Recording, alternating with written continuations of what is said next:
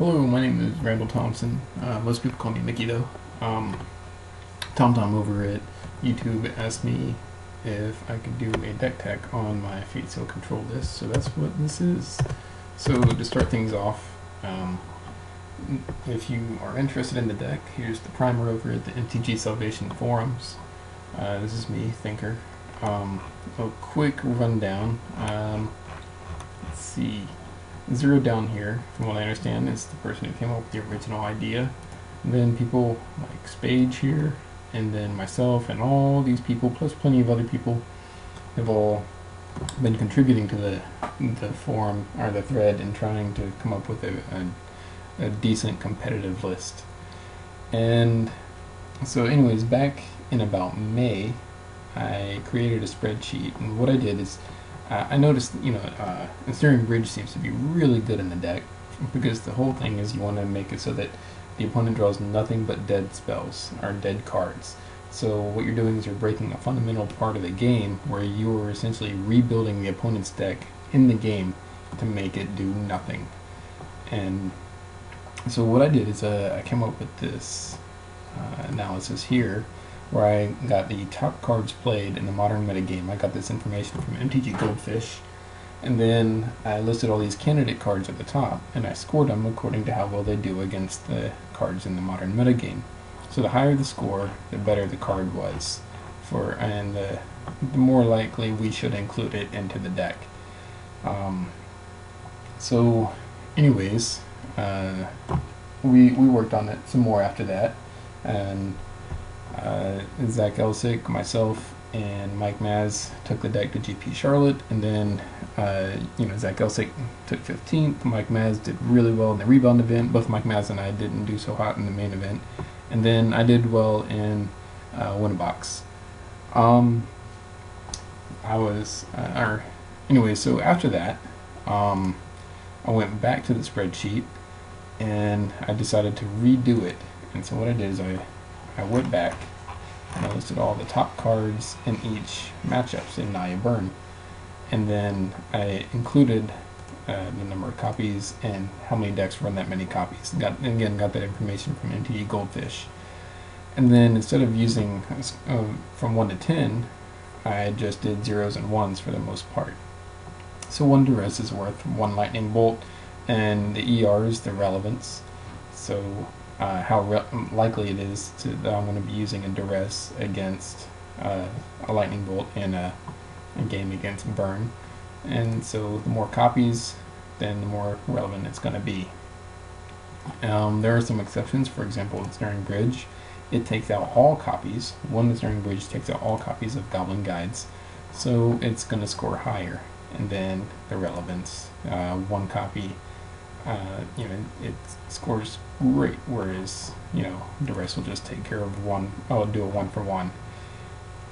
And then I went down, and so here's my list for the most part that I've been playing, and then I try to use that information for sideboarding,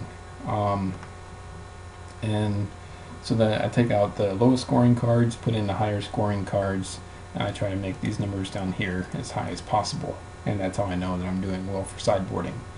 I also did stuff like this right here, the relevant cards in the opponent's deck, including sideboard, and then Welding Jar and Pyroclasm, how relevant those are going to be, and I included those into the matrix, or the metrics, I should say. And that's it. I just went through all the matchups and tried to make these numbers high. And this is assuming the sideboard, that's assuming the opponent has dead cards to take out and live cards to put in, so it's actually skewed in the opponent's favor.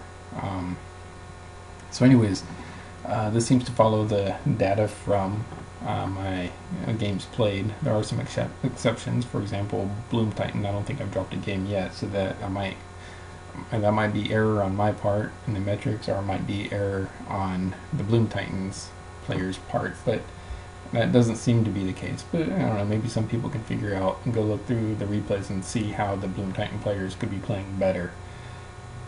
But otherwise, Vogels is easier to beat than Naya Burn, and so on. So with that said, my current list is right here, It's pretty much what most people see for the most part. Originally, I was against Mox Opals, but I've since come to see the light that they are great. And they're great for stabilizing the mana base and dropping the hand quicker for Ensnaring Bridge. These are the cards that I think are an automatic 4 of Ancient Stirrings, the Lanterns, Codex Shredder's Goldcaller's Bells. There we go. Then we have the discard package. Originally, I was only running 4 Duress, and then I found Inquisition was better thanks to the spreadsheet. Zach Elsig went up to 5 discard spells with a split between the two, and then I went to 8, and then back down to 7. I think Zach's at 6 right now. I was running Gitaxian Probes in there, but I've decided that paying 2 life to see the hand isn't quite as good as paying 1 mana to do something about their hand. Now, Gitaxian Probe is better late game because you can just cantrip into more live cards.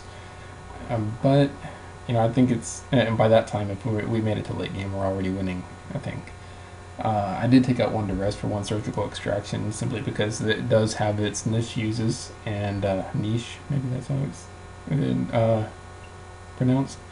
And it's also good for getting a lot more information out of the opponent's deck to know what to look out for cards like Pithing Needle, knowing what to name and when. These are the cards that seem to score the highest, are the artifacts that seem to score the highest.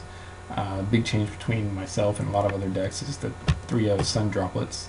I found those are really good. They're kind of like miniature Ensnaring Bridges against small creatures, so I love that. Ethergrid here is a card that I started playing. It's doing great. It's also good for taking out small creatures, and it's great as a secondary win con. Making use of, and you can tap cards you would never use otherwise, Ensnaring Bridges and Sun Drops and Pithing Needles to deal damage. And I love that. You only need like 1 out, but so I run 2 just in case. Sideboard, same thing. I just use the information from the spreadsheet to figure out what cards I should be putting in the sideboard. You'll see Seal of Primordium is the odd one out here, it seems, but I just run 1 of those instead of just 3 Nature's Claims in the case that Chalice of the Void ever becomes popular. You see some weird stuff on MTGO, but it really depends on what you're going to see in your meta game. I just like to be prepared. I don't always side in all 4 Welding Jars, but against decks like Jund, yeah, I probably do. And would. For the most part, this is it. This is the deck. And if you have any other questions, feel free to ask. And you can see, if you need, I'll repost the link to my spreadsheet, and you can see a lot of my sideboard plans. I don't always follow strictly to it because some decks do run a little bit different than what the statistics show on MTG Goldfish. So I am constantly thinking about that, and I use the information I get out of Surgical Extraction to know what to plan ahead for. I hope this helps out, and yeah, thanks for watching.